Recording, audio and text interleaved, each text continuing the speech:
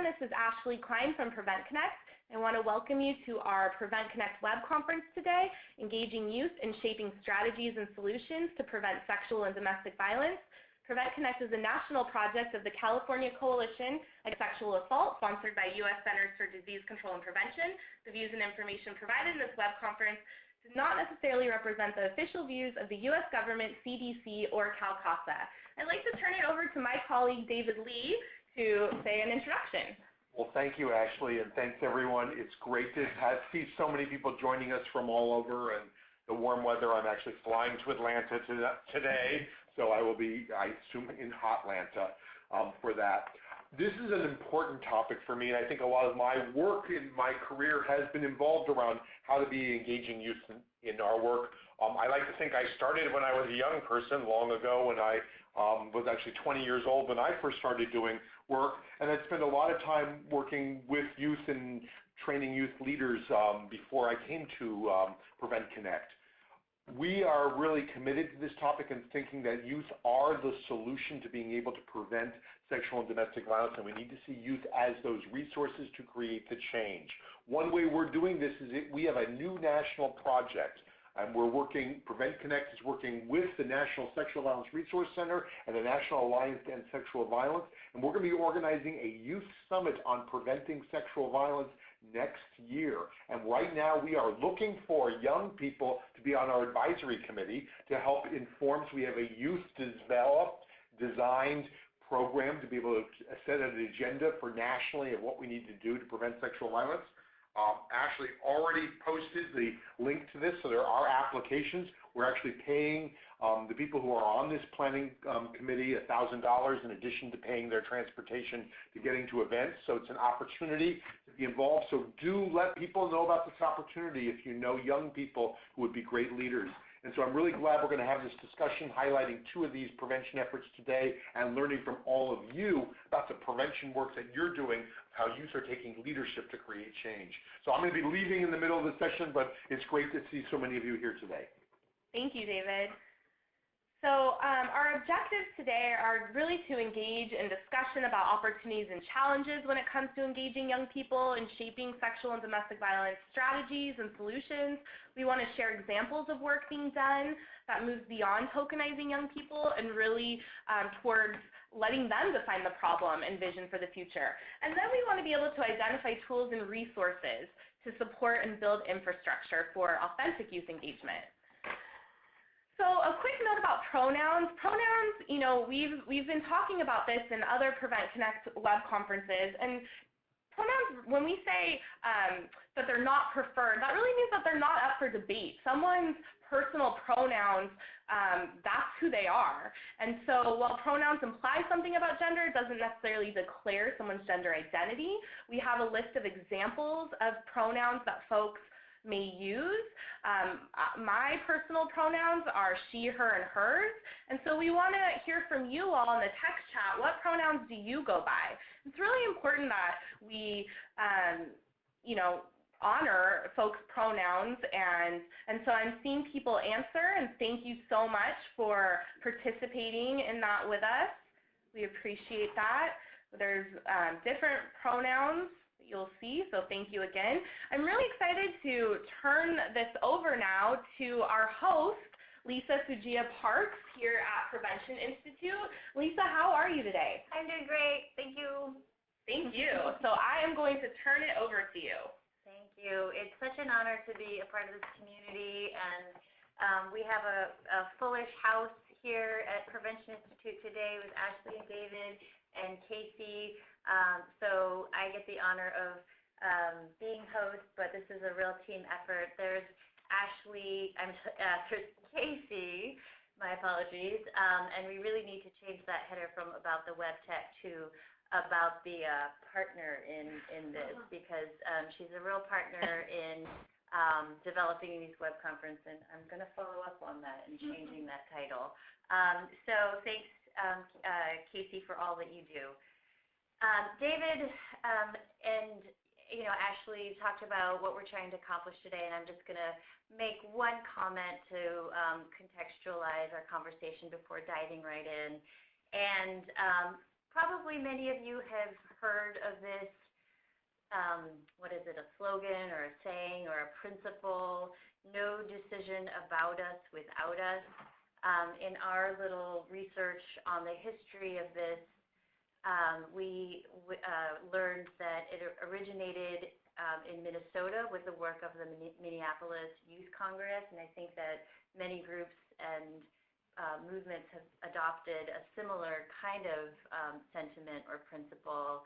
And I think that this really is informative for me in thinking about this topic of youth engagement. So we're going to have two guests on today and to have some conversation about this topic and to learn about their work and to engage with all of you on the questions related to the topic and to your work. So I'm very pleased to introduce our first guest, Eleanor Davis. Eleanor, just a little bit of background about her. She's a pop culture nerd, a social media junkie, and she's passionate about advocating for young people. At Futures Without Violence, Eleanor develops initiatives and tools to engage teens to talk about abuse, online safety, and healthy relationships. And she's a strong believer in the power of youth to create social change. So welcome, Eleanor. Thanks, Lisa. Psyched to be here. So I want to start off by asking you, do you identify as a young person, or do you identify as an adult ally, or perhaps both, or neither? How do you kind of relate in terms of your own identity?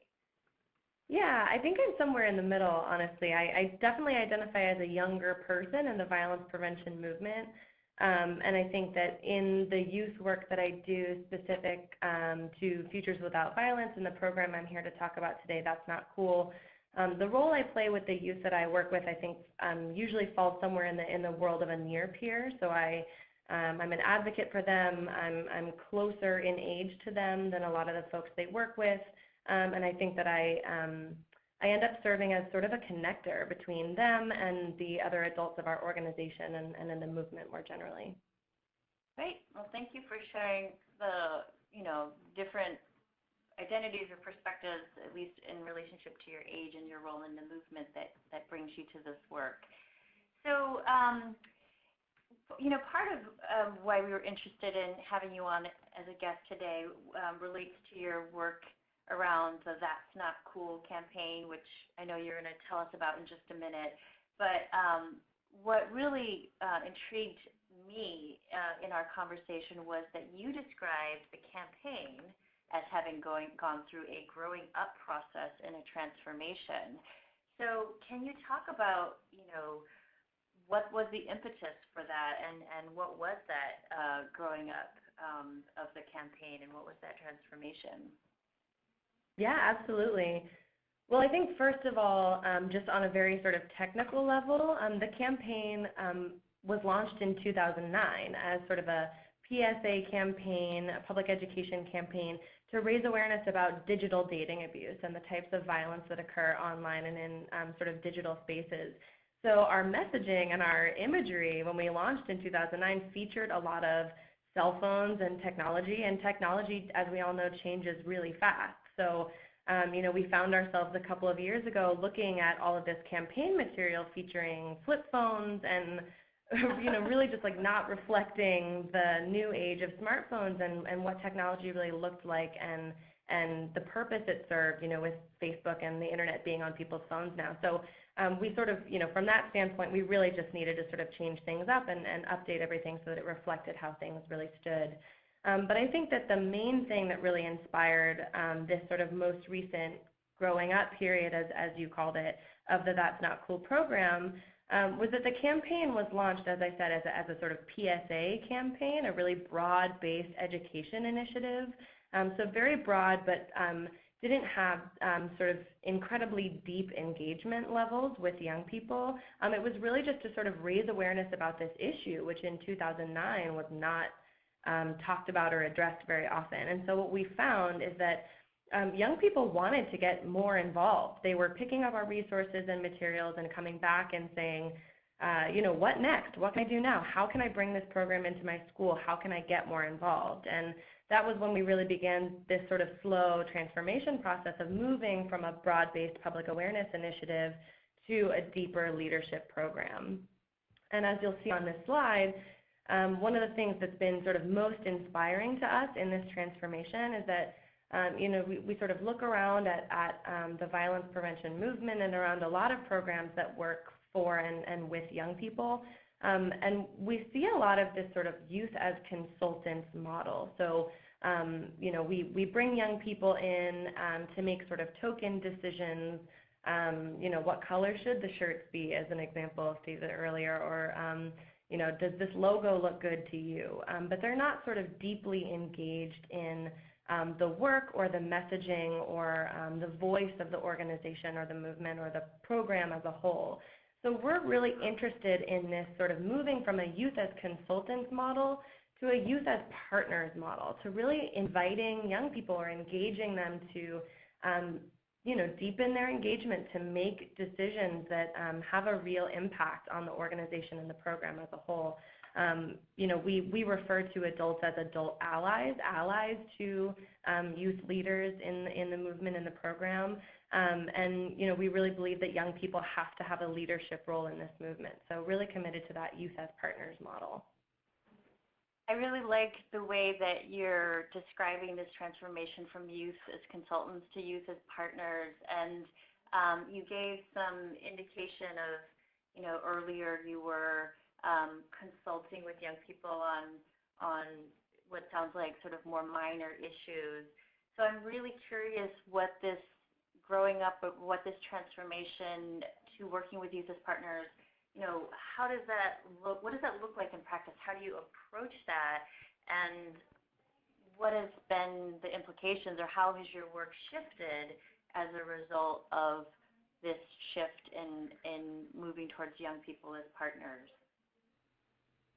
Yeah, so a little bit of history. That's Not Cool, as I said, was launched in 2009 as a PSA campaign, and we're an initiative that focuses on teen dating violence prevention and specifically the types of violence and abuse that occur in digital spaces. So we really focus on digital dating abuse, invasions of privacy, pressure and control, and as we've talked about this transformation, now our focus is really on engaging young people and providing them with skills and training to be leaders in preventing teen dating violence and in promoting healthy relationship skills. So we mentioned that this sort of recent growing up has really seen a deeper involvement of youth in the creation of our materials. It's really transitioned into sort of a train-the-trainer model, really, where we are sort of providing toolkits and skills and allowing them to really take action in their schools and communities. So we're sort of, putting them through a training process, and then we're sort of letting them loose to go into their schools and communities and train their peers, organize their peers, throw events, that sort of thing. So our engagement model involves a lot of digital tools on our website, which the website is really the hub. You'll see a couple of our graphics up here that we've produced over the years. We have apps and games and online forums for young people to explore this issue and learn from each other and build the skills they need to be leaders on the issue. And a really good example of sort of how we've shifted or that train-the-trainer model is in January we held a youth leadership summit, the That's Not Cool Summit. And we invited over 60 youth leaders from partner organizations across the country, and they came to us in teams. So teams of 5 to 10 young people from an organization or a school that were really committed to doing something in their community to prevent teen dating violence or to raise awareness or to promote healthy relationships. So that was a full weekend of intensive training, really. We had panels. We had workshops on sort of organizing, social media, using the arts to, prevent violence, a bunch of different skills that we were building in these teams. And then youth from that summit went back after the event to their communities and have been building projects or campaigns or programs in their schools or through their organizations based off of what they learned and created at the summit. So a really exciting example of sort of that model of, providing young people with training, tools, materials, and then letting them go and lead a program or an initiative. And then we've had some of the youth from that summit join us at That's Not Cool on our Youth Advisory Council. So these folks are really helping us guide our program, run our social media, write our blog, and really be the voice and guide the program. Wow. So that's exciting to hear the different ways that your work has grown. I have a couple of follow-up questions, and I also want to put it out to participants, folks who are joining us today in this web conference. If you have questions for Eleanor about anything that she's just mentioned, please feel free to type your question or your comment into the text chat box. We'd love to hear your thoughts so far.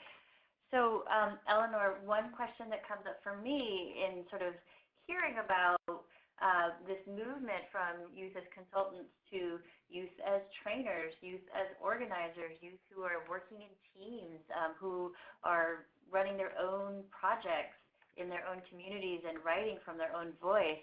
I'm really curious, what has shifted. I'm particularly interested in thinking about how, what shifts have occurred in how young people are defining the problems that they're facing, and what's shifting in terms of the kinds of solutions that they're therefore pursuing, and so, as a result of young people really shaping this work directly, what kinds of shifts have you seen in the work?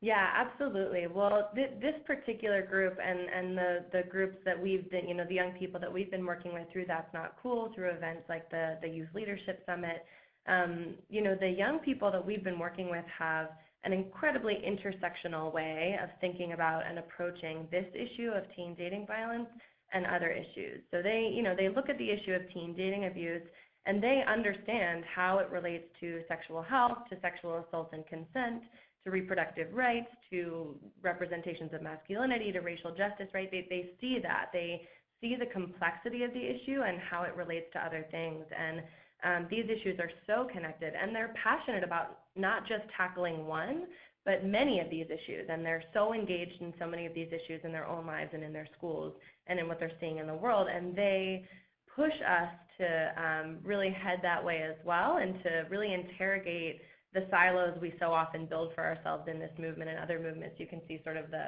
great image of the silos here, but sort of racial justice is separate from environmental justice, which is separate from campus sexual assault, but really they're so related, and the young people inherently understand this and really push us to deepen our engagement with the relationships between these issues. So we at That's Not Cool, we say all the time that we believe that all anti-oppression work is anti-violence work. And the young people that we work with have continually brought that intersectional thinking into the movement and into our program, and has really shifted sort of what we make and produce as a result. So I'm going to ask thank you, Eleanor, and I'm going to ask Ashley now to just kind of let us know what she's seeing on the text chat in terms of questions and comments so far for Eleanor. Yeah, Lisa, thank you.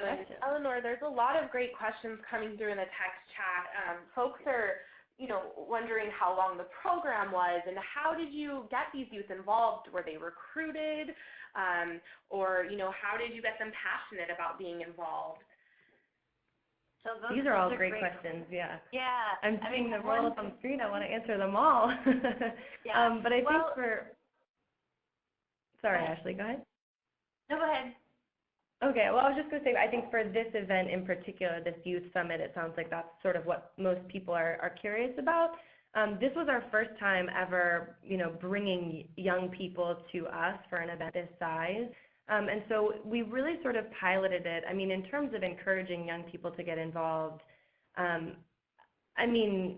young people are passionate about this. They do want to get involved. They are excited about making change, about, creating social norm change. So it doesn't take much to sort of excite a young person to get involved, especially if they're, in my experience at least, they are ready and prepared and excited to be leaders on this. And an opportunity like this summit, I mean, we had to do very little convincing. I'll leave it at that. We had many people excited about the opportunity. So, in terms of recruiting young people, we were really just sort of reaching out to partners, people that we knew at schools, programs that we knew of, and asking them to sort of, okay, we're interested in you bringing your perspective. We Are Native was a group that we brought. Can you bring 5 of your youth leaders to come speak on sort of your perspective and what you're doing to prevent teen dating violence in your community? So it was a very just sort of community-based organizing effort, and then we asked people to sort of, what would you talk about? What would you bring? And then we sort of brought them all together in one space. That's great. Thanks for sharing some more of your insights about how to approach this. And, I tend to agree that there are always people who are reflecting on their own lived experience and wanting opportunities to work together to make social change. And when we're having a hard time connecting with those folks, a lot of times it's a barrier that we're putting up or somehow, so I appreciate your ideas about sort of how to connect and tap into that kinds of energy and interest among young people. So we're going to come back to some more talking to you, Eleanor, about your work. But in the meantime, I know that participants on this web conference also have their own experience and expertise on this topic. So we want to put out a text chat question. From your perspective and your experience, how are you seeing young people shaping sexual and domestic violence prevention strategies and solutions in your work? So if you want to share some work that you're doing, please go ahead and write that in the text chat. Or if you have just programs or projects that you're really fond of that just inspire you and excite you, go ahead and feel free to give a shout out to another group's project or program or approach as well. I think it's always fun to hear about different work that's happening all over the country and to make connections within this community so people are aware of each other's work. So we'll give you a moment to do that, and also feel free to continue to text chat your questions and comments about anything that's come up so far. So while that's happening, and I'm going to ask Ashley in a minute to let us know what's happening on the text chat. But in the meantime, I want to come back to you, Eleanor, and talk further. So you've shared so far about how your work has evolved, and how both what that has meant in terms of the kinds of programming that you're doing, and also what that has meant in terms of the kinds of approaches that young people are taking themselves in this work. So I am curious about what that process was like, and just really wanting to learn from you in terms of what worked well, or what were some of the challenges and barriers that you've encountered in that transformation process. Every transformation process has its challenges and barriers. So what were some of the things that were difficult, and how have you approached addressing those? Yeah, absolutely. I mean, it's important to acknowledge that working with youth does present some challenges, and I think there will always be certain just logistical challenges of working with people under the age of 18, just right off the bat. And I think a lot of that comes from just a legal space. What information can you share? What can you collect? How are you allowed to communicate with them? And that's obviously to promote safety, especially online, but can also present some real challenges to organizing young people, especially when you're looking at young people all across the country. And I also think logistically it's important to note that young people often don't have a lot of structure or support to do this work when we're talking about schools in particular. We find that a lot of young people we work with, they want to get involved, they want to take action in their school, but there isn't necessarily that club or that administrator or that group that can support them. And that's part of the work that we do, to sort of keep this work alive, to help them create their own community or structure in the school, as well as to continue to engage younger students so that the work doesn't just die once that that sort of like one person that was really engaged graduates. But I also think just besides the sort of logistical challenges of working with youth that we all see, there's a larger challenge of really finding that space for youth voices in a field that is largely led by adults. And I find it really interesting that youth are at the forefront of so many social justice movements. You look at campus sexual assault, Black Lives Matter, immigration reform as just a few examples of youth really leading with loud voices. And then you look at the violence prevention movement and not so much. There isn't yet really a big space for youth leadership in this movement. And that's something I think a lot about is sort of, why is that? And what can we do as people who work in the movement, who are near peers and work with youth to really make that space for youth leaders and empower young people to become activists in the anti-violence movement. And I think adult allies need a lot of support to really learn how to create that space, work effectively to support youth leadership, and that's a huge part of the work that we've done really as well, is to address that challenge to, create materials for adults to support them, to support the leadership of youth as well. It's interesting because when you talked about sort of the logistics and the needing support, there is a role for adult allies, and there's a role for, like, in the school environment, an administrator or a sponsor or something within a school or something like that, or someone that can bring resources to support efforts, that kind of thing. And yet, you're also highlighting that the sexual and domestic violence, to some extent is a question of balance or, making space that you describe the movement as an adult sort of dominated space. So I think you're bringing up some really interesting points. And I want to now actually turn back to Ashley to see how folks are reacting to what's being said and any other questions or comments or examples that are being brought up. Thank you, Lisa. And I mean, not surprising, there is so many great examples that are coming through the text chat. A lot of folks are involving youth in planning of events, really letting them lead what those events look like, so doing social media events and art galas and advocacy programs.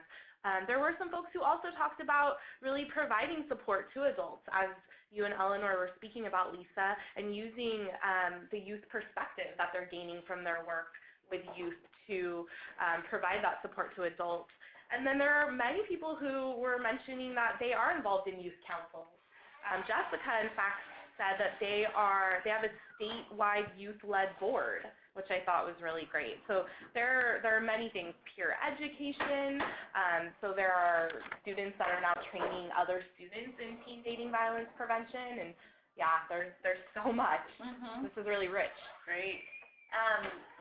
So I'm glad that folks are sharing their examples, and I imagine that there are also a lot of resources to support this kind of work. At the end of this web conference, we're going to highlight some resources, and we always make the list available post-web conference. But I want to encourage folks to share those resources, and Eleanor, at the end, would love to hear resources to support the kind of work that you're doing as well.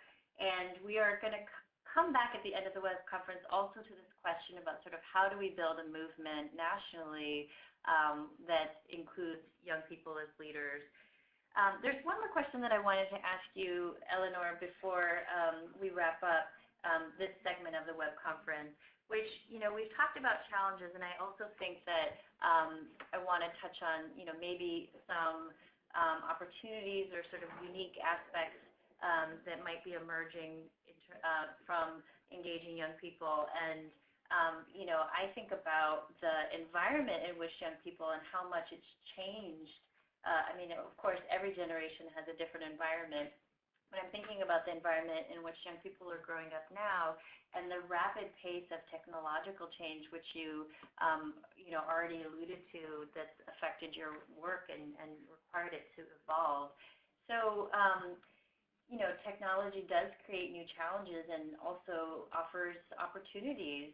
And young people are, growing up with a different relationship to technology than, other generations. So What are you seeing, and sort of how are you working with that change in the environment, specifically as it relates to technology?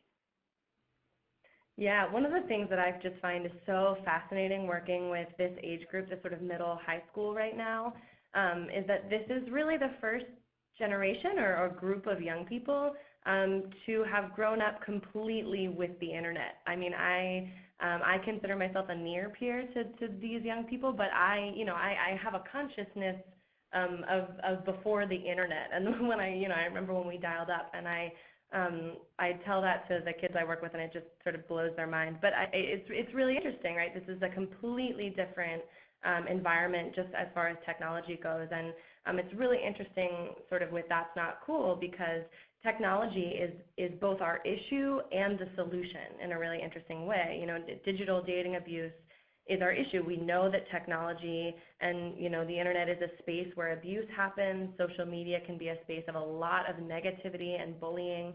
But technology is also the tool that's being used to address the issue. We're creating digital tools, apps, and games to teach about this, to spread awareness and education, and online spaces to create community. So it's really interesting that this is both sort of presenting the problem and offering the solution at the same time. But I mean, technology is an incredible tool for organizing. We're a national program, so we work with individual young people across the country, and this would be virtually impossible without the ability to connect them all in some way. And technology gives us the tools to connect everyone online, right? So we create online communities where young people can ask each other questions, learn from each other, create community around the idea of teen dating abuse. So technology is an incredible connector. And technology really amplifies voices. I mean, we see that across all movements, I think, right now, but social media and technology are amazing tools for amplifying voices and for spreading awareness and for organizing and making change. And we're seeing this with the youth that we work with. So last month, our ambassadors, who are our youth leaders, used the hashtag That's So Cool, kind of a play on our name That's Not Cool, is the hashtag That's So Cool, to highlight healthy and positive relationship behavior and the kinds of things that they want to see in relationships. So like, that's so cool when you respect my boundaries, or that's so cool when we share inside jokes and not passwords. But that was hugely successful, and they were taking photos and sharing with their friends, and it got a ton of momentum, and that's the kind of use of technology that is really exciting to see. That's great. I'm glad that that your work is really seeing young people's ability to use technology as part of the solution, that you're really incorporating that and not just focusing on technology as a problem. So we have another opportunity to hear from participants. Eleanor has talked about challenges and also ways that things that are challenging also can be part of the solution. We'd love to hear from you all. What challenges have you encountered in supporting young people in shaping sexual and domestic violence prevention, and how have you addressed them? Feel free to chat your challenges and how you've addressed them into the chat box, and we'll keep scanning that and addressing them as we move forward. So Eleanor, I want to just really thank you for the time. Well, first of all, for the work that you do, and my shout out to the young people that you work with for the work that they do, and for chatting with us today. It was really interesting hearing about the shift in your work, moving from young people as consultants to young people as partners, and how the work has shifted, and how you're working with technology as both the challenge and the solution. So thank you so much, and I'm going to bring you back into the conversation a little bit later. But without further ado, I want to introduce our second guest, Claudia Plesha. Claudia is a prevention coordinator with the Alaska Network on Domestic Violence and Sexual Assault.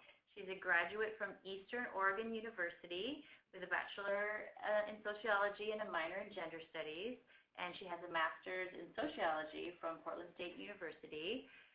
Claudia has spent a year teaching undergraduate sociology classes, and now she is working with the Alaska Network as a prevention coordinator, mainly focused on working with youth programming and engagement, where she's feeling, as a part of her effort to engage in work that she feels makes a real difference. So Claudia, thank you so much for joining us today.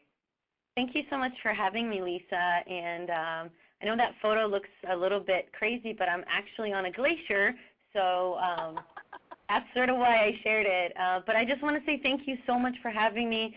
I feel especially lucky to do this work because I work with youth on a regular basis and with a variety of communities. So I look forward to telling you all more about it. Great, and I absolutely adore that photo that you included it, and it's a very bright and lively picture. So it says a lot about you. So anyway, so I want to start out by asking you the same question that I asked Eleanor. Do you identify as a young person, an adult ally, or both, or neither? I identify sort of as a near peer. I think I'm definitely younger than a lot of my colleagues in the violence prevention field. I'm also a connector. A lot of the time I work with the sort of larger groups and I connect them to other resources. We work for a statewide organization, and I can work with up to 30 communities at a time depending on the year. And so a lot of the time I'm sort of the connection between these groups and other resources and each other. And one other thing that I think I'm also a translator. I feel like I do a lot of translating between community partners, sort of the youth that we're working with, and then also my own agencies as we're sort of applying this language to our work. I think that I certainly do a lot of translating back and forth. That's great. Thank you. I like that very much. Connector and translator. So you mentioned in your intro or in your hello that you do a lot of work engaging young people. So do you want to go ahead and dive in and tell us a bit about it? So our agency is a statewide organization, and we do provide a variety of services to 18 communities across our state. Now, if you look at communities in our state, some of them are actually about 1,000 miles apart, and some of them don't have roads to connect them. And so we really serve as that connective piece for all of these different very important services to victims of domestic violence. But so the other piece that we do is we do prevention work with all of these different communities. And we've sort of been doing some of this programming for about 8 years, but we really quickly realized that because of the very unique conditions in each of these communities, we really had to adapt our approach for the communities, but then also for the teams within those communities. And so when we're looking at Alaskan youth engaged in violence prevention, we're really looking at a comprehensive program that actually approaches a lot of different factors, and so I'm going to talk to you a little bit more about that. But like I said, we have 18-member programs. They're widely spread across the state. They're at different capacities of doing violence prevention, and so the technical assistance process really has helped us develop these strategies that we feel are working with our youth, and that was really because we kind of had to figure it out from working with all of these diverse communities. So this is sort of one of our main strategies that we use for engaging youth in violence prevention, and it's called Lead On. And for the longest time, we sort of looked at it as a one-time conference or event. And really our goal was to inspire youth to go back to their communities and do some of this work themselves, do the violence prevention work with their peers. What we realized is that there are so many additional pieces that we needed to add to this program to really help youth as they went back to their communities. So in addition to planning with the youth, we also realized that in addition to bringing them in person together and getting them all inspired and sort of increasing some of these leadership skills that they have, we also had to provide the support when they went back to their communities. And so over time, and then it was really, really interesting to hear about the growth of That's Not Cool. we saw very similar growth in that we were adding elements to our programming to where we, over time, from these really, really beneficial elements in learning what worked in these communities, we sort of added these different phases. And so if you want to go back just one slide, we realized that, and these four sort of primary impacts that we were looking for in our comprehensive sort of strategy, we realized that we really couldn't just impact the youth relationship behavior without, and then we couldn't just impact that behavior and then have them go back to their communities and talk about them. We had to also impact their leadership skills to be able to carry out those conversations in positive ways. And then we also realized, hey, we really should be able to connect them to other youth that are doing this work so they don't feel so alone, and they're also so spread out, for it to actually lead to this community wellness piece to where youth were actually successful in going back to their communities and doing these projects. And so for the next slide, this is sort of how the programming works together.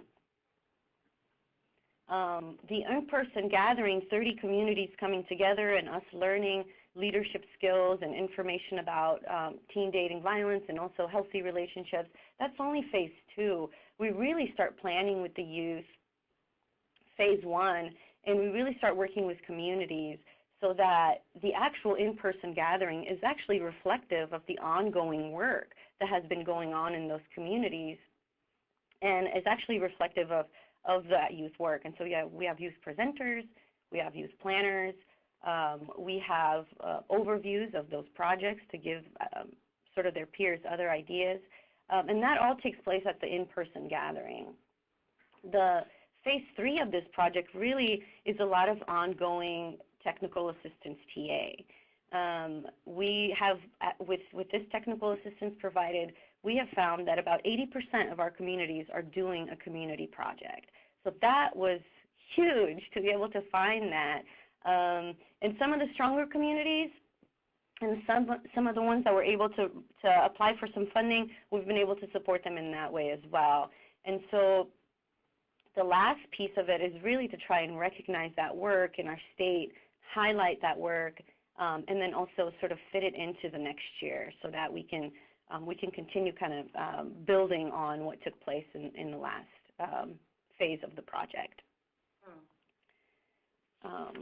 So over time, we really saw this growth, and we really saw that our youth were taking on larger and larger issues, and these projects were also growing. But it's important to say that we really do a lot of community engagement to be able to impact these communities. And so when we work with our member programs, and you'll see that a lot of that programming is happening around our member programs, but then also a few other communities, we actually are trying to engage the entire community, so sort of across the social ecological model. And we have all of this programming that's taking place. And so it's important to say that when we're working with these communities, the youth work is just part of that equation, and it's just part of the technical assistance pieces that we do. But for that community impact to really happen, we found that it's important to engage the entire community in addition to the youth.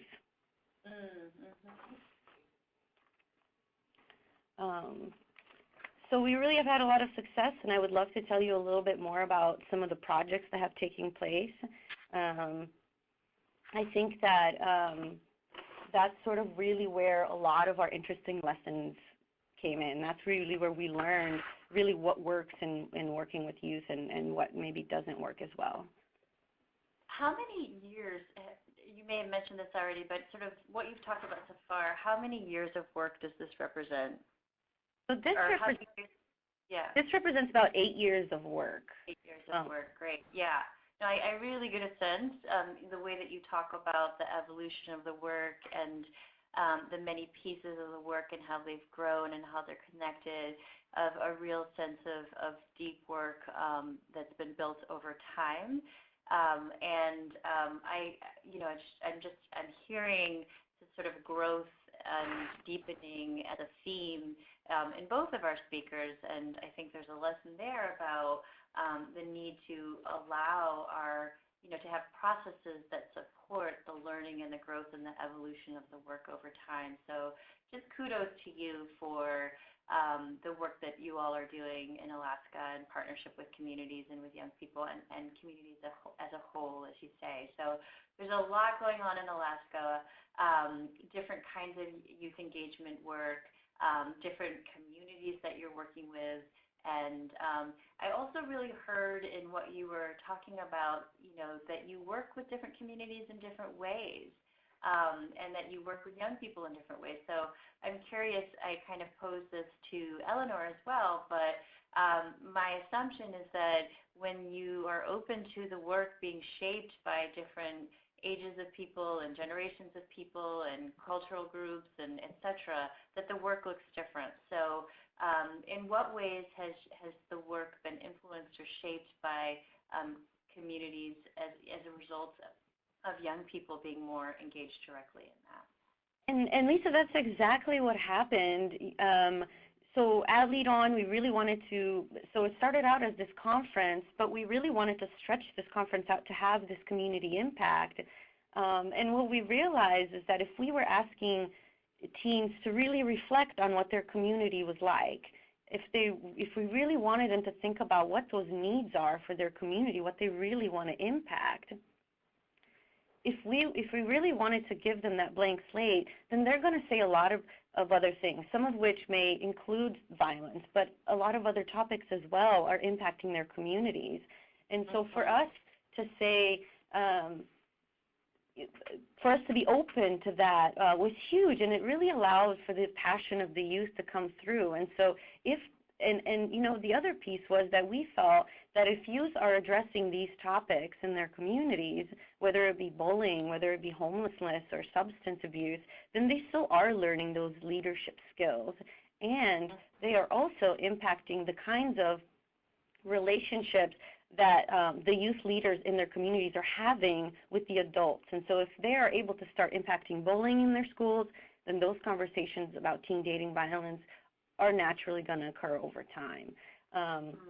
And so when we said to youth, really think about what your community looks like, think about what you want your community to look like, and how do we get there, a lot of the time they really pointed out a lot of other things beyond violence that were impacting their everyday lives.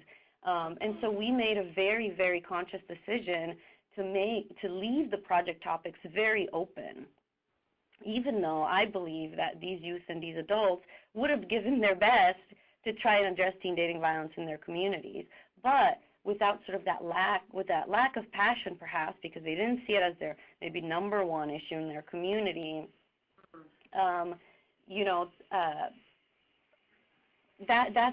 that seemed to strengthen that youth, those youth programs, and then also strengthen the youth, and over time we believe impacted those teen dating violence sort of relationships and rates.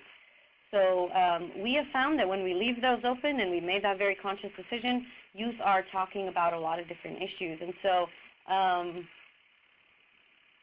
if you want to go back to the last slide, sort of these pictures here are actually from a march in Kwethluk, which is a very small community in Alaska.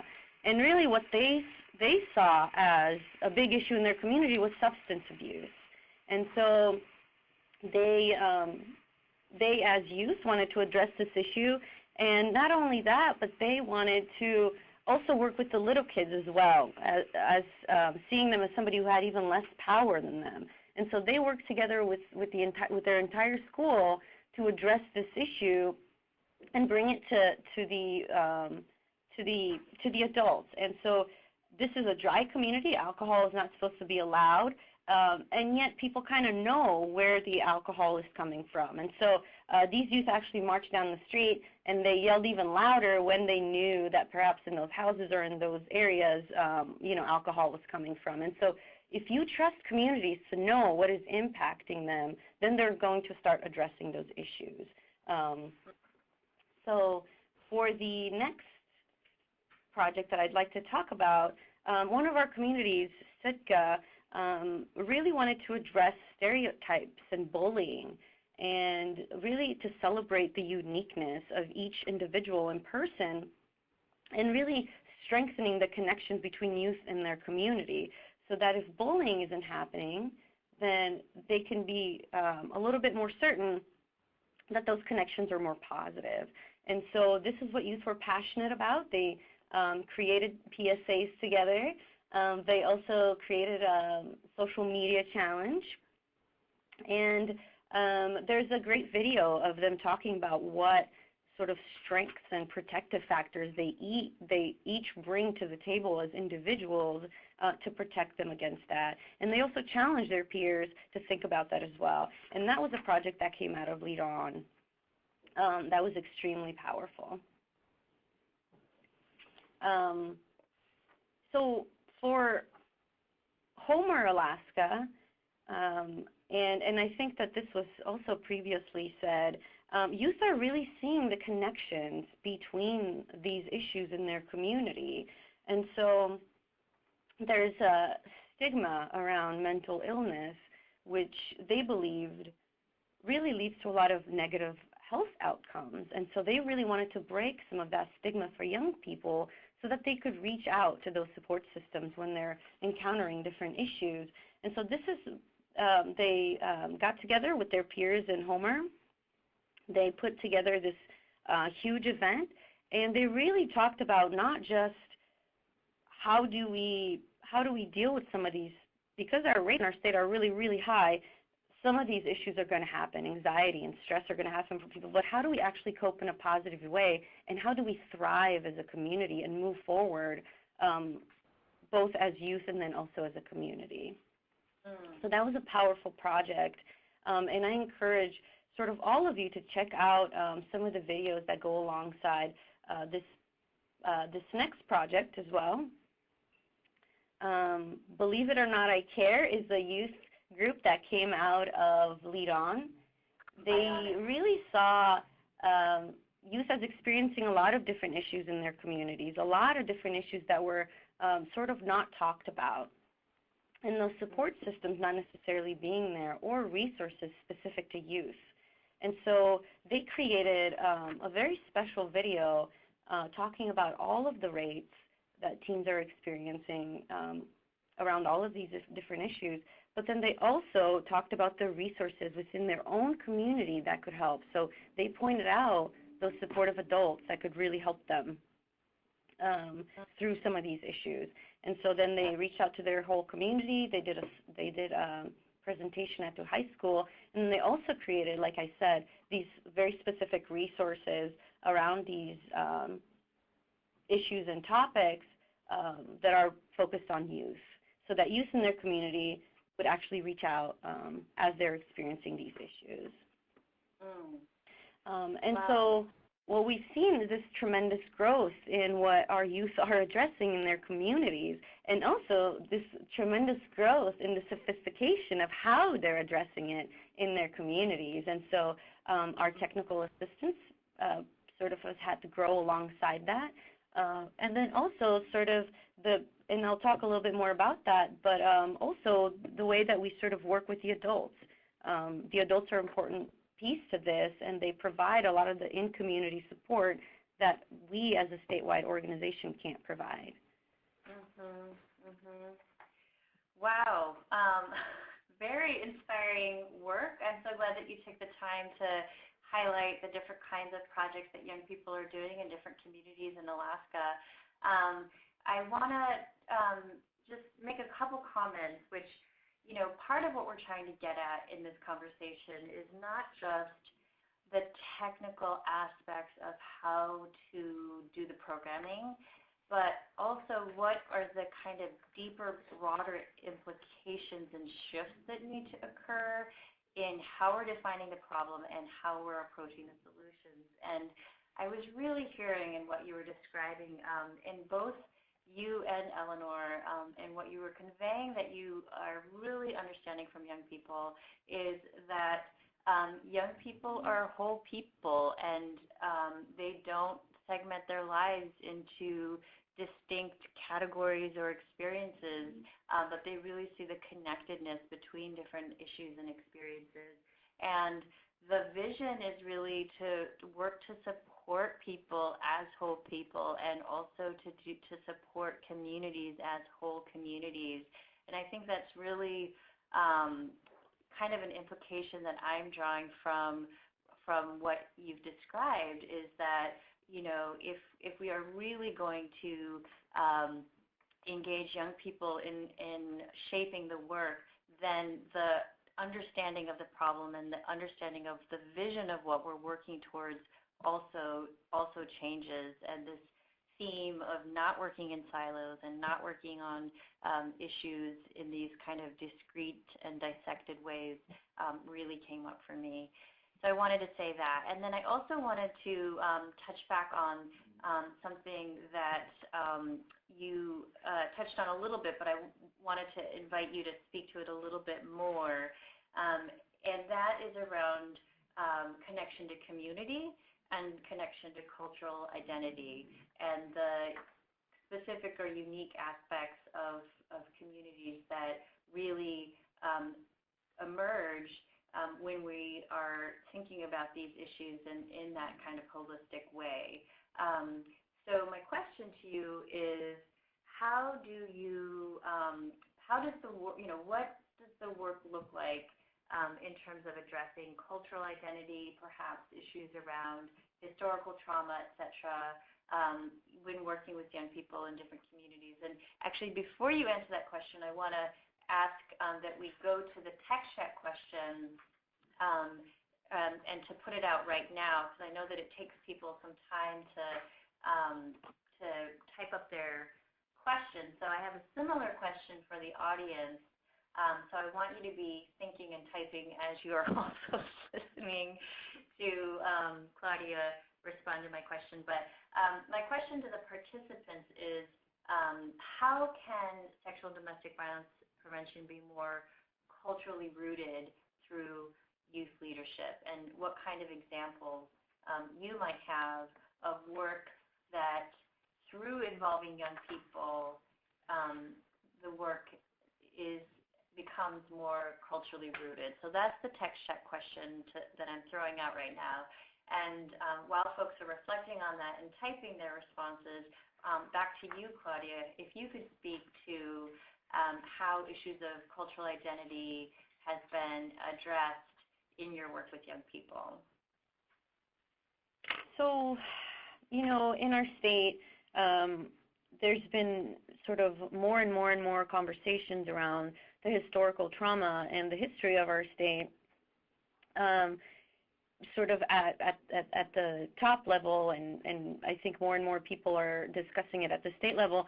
However, our communities have been very well aware of the traumas and of the things that have been going on in their communities for a long time.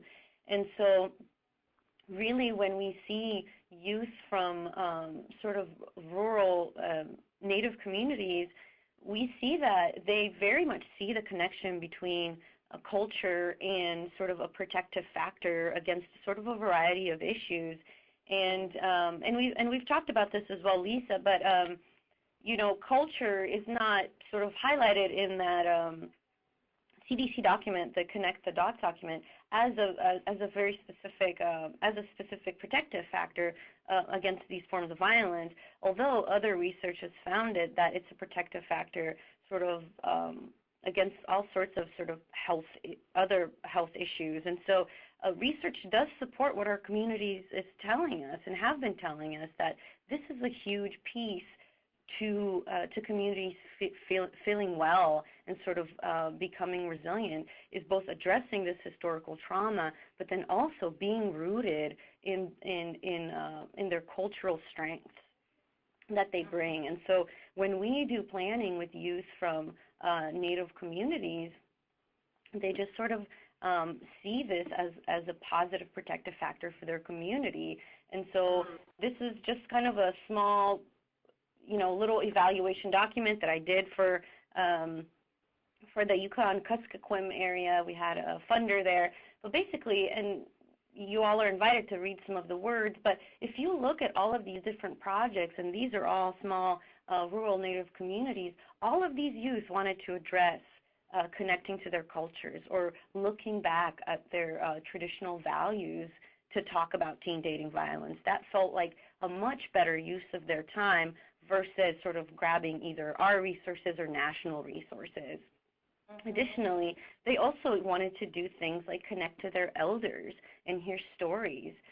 They wanted to do potlucks with each other so that elders could come, they could be fed, they could hear those stories, but then the youth could be part of that support system for them, and then even the younger ones. And so they see these connections in their community. They don't see themselves as separate from their communities or separate from these parts of their identities, but it's in fact what's sort of strengthening those pieces. And so we see that youth really, their projects a lot of the times are focused on traditional activities. We also see that youth add their own touches to things, and so that brilliant T-shirt there around respecting elders, this is something they came up with. And, they also make up their own dances and their own performances and things if they're given the space and the support that they need. And so really our young people have seen this connection and are very, very aware of the strengths that their communities have and how to access those strengths. And so I think not just the youth in our communities feel strengthened by this, but we also sort of learn from it as well as some of the rest of the communities, in that it's not just sort of addressing the one person or the individual, but this person is set inside of a community. And so it's really, really important to think about strengths and the realities of that community because those are there as well, in addition to the trauma and maybe some of the other issues as well. I'm really hearing another theme in what you're talking about, this recurring theme around it's really the whole community, and that, one of the words that we really like to use at Prevention Institute is the notion of synergy, and that this quote-unquote engaging young people work isn't this sort of separate, off to the side kind of work that you might do because you really believe in it, but it's really integral to your whole comprehensive approach of addressing sexual and domestic violence. So I'm really appreciating that. I want to go back one slide. You mentioned the issue around research, so I want to touch on that, and then I'm going to come to Ashley to see what's been happening on the text chat, because I know there's been a lot of great stuff coming up. So on this issue around the research, it's true, Prevention Institute was involved in creating that document, connecting the dots, linking multiple forms of violence, and there were specific criteria that were used to assess whether or not the research would be included in that document or not.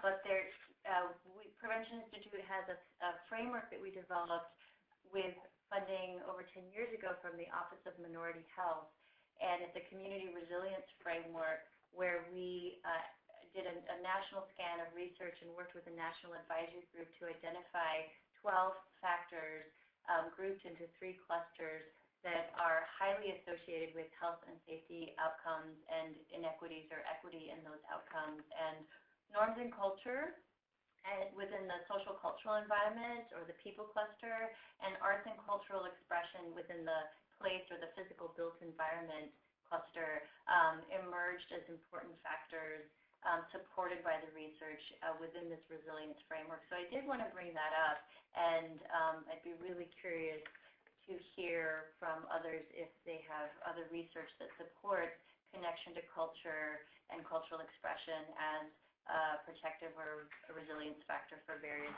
health and safety issues and a really important consideration for health equity. So with that said, turning it to Ashley to just let us know what's been happening on the text chat and kind of questions and themes that have been coming up around the various things that we've been talking about. Sure. Well, it's been very active, so thank you all. And I think 3 big themes that I saw when we were talking about kind of challenges were a lack of resources, so whether that's time and money, transportation. There's also been a lot of conversation about a lack of buy-in from the adult I guess, lack of a better word, gatekeepers of youth, whether that's school administration or even a lack of buy-in on the topics that youth are interested in working on. And then there has been a lot of conversation around this idea that, we're working with youth who are being exposed to trauma, whether that's domestic violence in the home or historical trauma, racism, sexism, classism, homophobia, transphobia. There's also been a lot of resource sharing, which is great, and we will be making this text chat available to you all after, so you'll be able to collect those. But Bunny mentioned the Healing and Rebuilding Our Communities programming. And then in terms of the last question about relating the culturally rooted, how do we root that through youth leadership? Having a wide range of representation among youth that we're working with, and also making space for identity formation as part of our efforts with youth. So yeah, there's been some great conversation, and I'm sure it will continue. Thank you all. I'm thinking we might need a future Prevent Connect web conference on gatekeepers and barriers to try and get to the work that we all want to be doing. So I appreciate that coming up. And also I wanted to just put out that in August we're having a web conference that's focused on issues of equity and trauma, where we'll be able to explore some of those themes in more depth. So hope folks who are interested in that will join again at that time. So I'm trying to think of kind of where to go from here before we start to. Okay, so I think what we need to do is there are a lot of questions that I would love to address, particularly around the challenges. But I think for time's sake, we're going to have to ask people to, share resources that might help with some of the challenges that folks have described that have come up. So if you have a resource that you know of that can help with some of the questions and challenges that have been brought up, please add that to the text chat. I think these questions can also be taken to other forums like the Prevent Connect listserv as well. And So we want to take this last few minutes to move the conversation into kind of implications for the long term and for work across the country. So I want to very briefly ask Claudia to just come back to some of the things that you've talked about so far.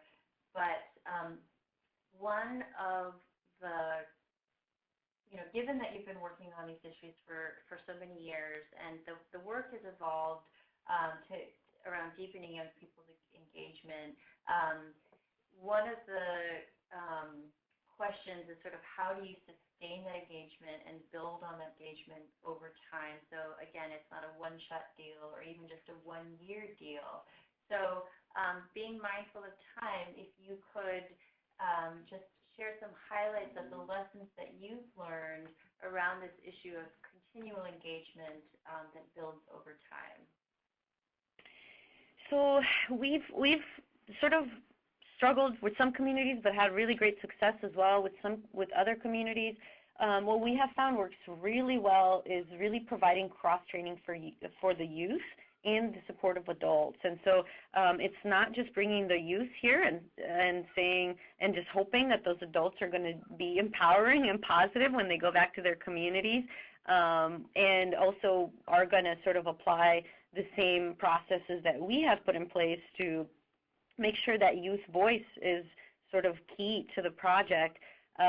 We've realized that we really had to train our adults as well, and so we worked with those adults that are coming to lead on, and we actually have a selection process that's, I would say, even more rigorous for the adults than for the youth, because it's really, really important that support once youth go back in the community makes all the difference for youth being able to sort of deal with the difficulties of trying to put on a project, try to find resources, trying to find additional support. If they have one or two key people that sort of understand and have a good understanding of positive youth development, we see that that engagement continues to grow, and we see that they can grow with those youth and also continue to engage new youth because they really have this positive framework, this base that they can work from. So additionally, we have also found that technical assistance is key. And so as communities are growing in their work, so we have to grow with them. We have to provide that support. Youth aren't in charge of their whole community, and so asking them to impact teen dating violence means that we sort of have to work with them to break that down. What is the kind of impact that's realistic? And so as they grow, we grow. And so we've seen youth start out, generally when we first start engaging with communities, we see them do one-time events, one-time sort of activities even, not even an event, but maybe an activity. And then from there, they go to having an established leadership group with goals and objectives that may grow beyond teen dating violence. From there, we've also seen some communities get really, really sophisticated. The youth in these communities now are trying to impact the policies that are within their communities that are contributing to teen dating violence or to the lack of support for healthy relationships. And so we see this growth, and so how do we support youth to then do policy change, to legislate, to sort of work with their school districts, not just with their peers.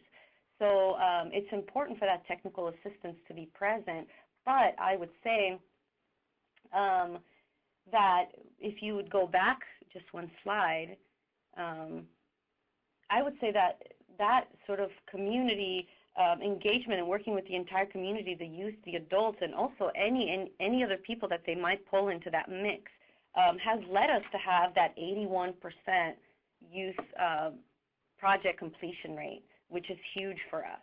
And if projects look a little bit different at the end than they did when they first started planning out, we can at least keep track of the difficulties so that we can support them better in the long run. Great. If you wanted to make one more comment about the TA slide, I want to get to this question about building the national effort. So I think that's sort of why we've grown with the technical assistance and the projects have grown. And so, but the impact the potential for that impact has also grown, Lisa. Thank you so much. So again, lots of themes about, I love the comment that you made around needing to train our adults even more so than the young people. And that really relates, I think, to some extent perhaps to the gatekeeper question and also to this question about, which our final segment around building a multi-generational movement or community of practice that supports youth as leaders. So the reality is that our movement includes, 4 generations, 5 generations? I don't even know. I haven't counted recently, but many, maybe even 6 at this point of generations of young people, working together on this issue. And we've heard from your 2 guests about the different work that they're doing and different work that's happening in different communities. But I want to hear from guests and from participants via text chat, how do we, and we can go ahead and throw out the text chat question, what does it really take to build a multi-generational sexual and domestic violence prevention movement in this country? How do we support youth as leaders in this multi-generational movement? And I want to remind folks again that Calcasa announced a new national effort, and they are recruiting young people as advisors to that. So if you weren't on in the beginning of this web conference, I'm going to ask Ashley to repost that information. So this is a part of a broader dialogue. We only have less than 10 minutes at this point to talk about it, but it's part of a broader national dialogue that's happening. So let's see. Let's go to Eleanor first. Eleanor, what are your thoughts about the question? What do we need to do to build a multi-generational community of practice or a multi-generational movement that support young people as leaders? Yeah, I mean, this is definitely the $1 million question. This is the question that we think about just all the time. I mean, I would love to hear everyone else's thoughts as well. I mean, I don't think we have, you know, an exact answer to it yet about sort of what we need to do as a community, as a movement, or even as a program. But I think that, you know, one of the things that I notice and see is I think that there really needs to be, well, I'm starting to see this sort of cultural shift, you know, especially in programs and other organizations that we work with closely, you know, to really sort of valuing the voices of youth. You know, we're not going to find, you know, we're not going to create a larger space for youth voices unless we truly, truly value those youth voices and see what benefit they can have in the movement. And it sounds really basic, but I think it's actually quite profound. It's a, you know, we're not going to have space for young people unless we really value their feedback and their input and their creativity and their, you know, all of the things that they bring. So I think that has definitely started and is happening, and I think that it also needs to be greater. It needs to be a greater cultural shift across sort of, you know, across fields and across sort of organizational boundaries, and we just need to value the voices of youth more. Thank you, Eleanor. How about you, Claudia?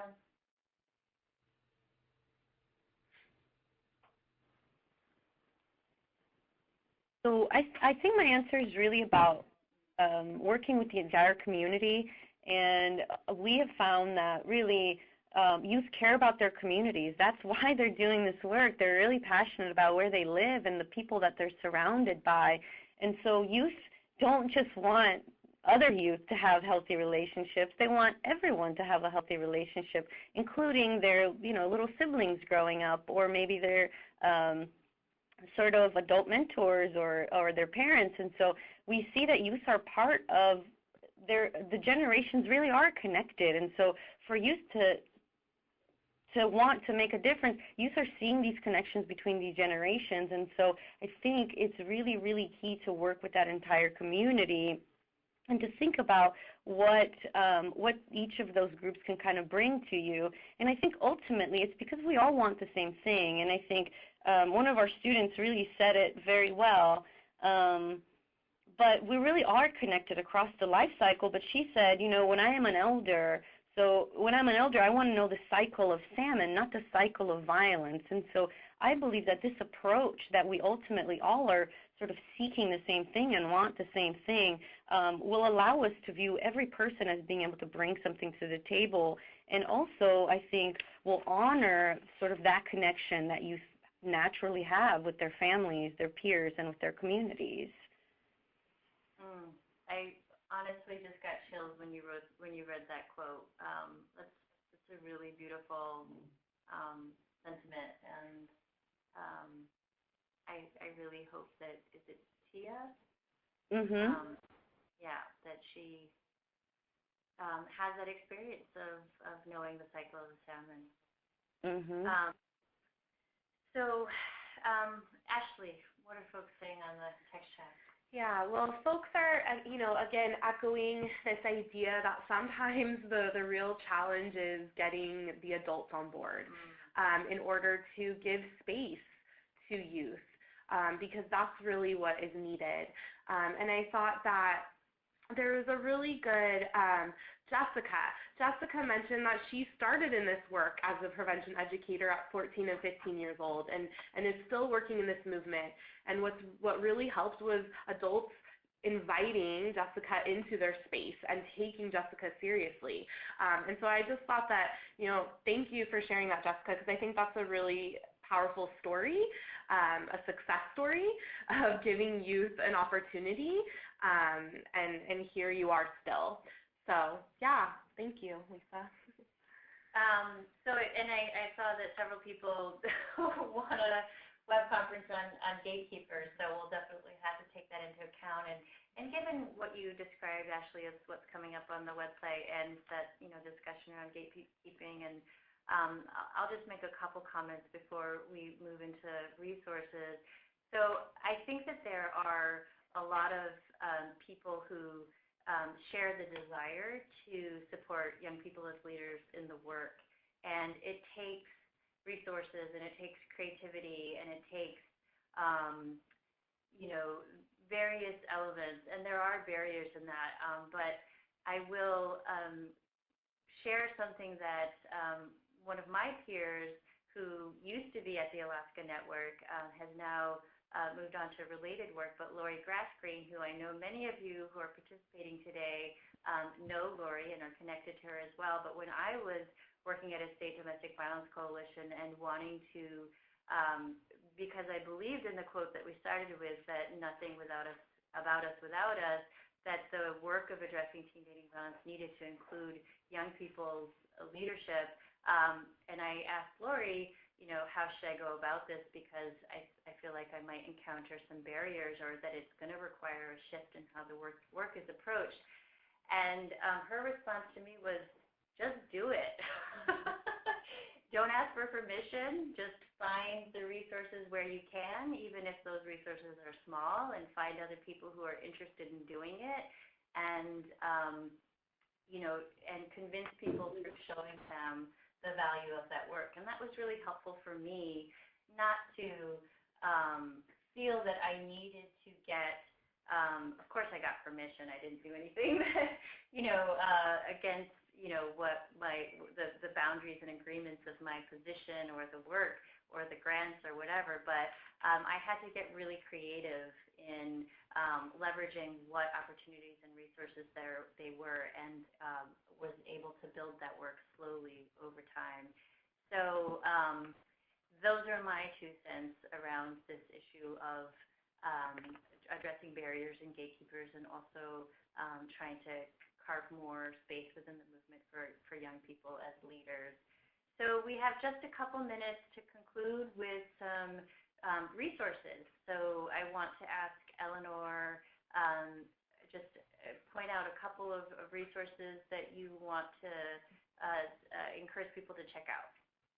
Yeah, absolutely. Well, I definitely, our website, that'snotcool.com, is definitely the place to go if you're interested in learning more about the program, getting more resources, learning about our ambassador program, some of our youth-driven work. That's a picture of our homepage. We're very proud. It's our new website. We love it.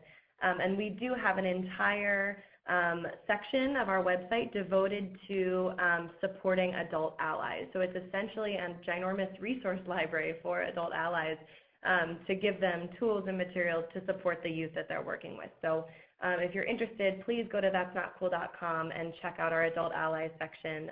We would love for you to learn more and join us. Thank you.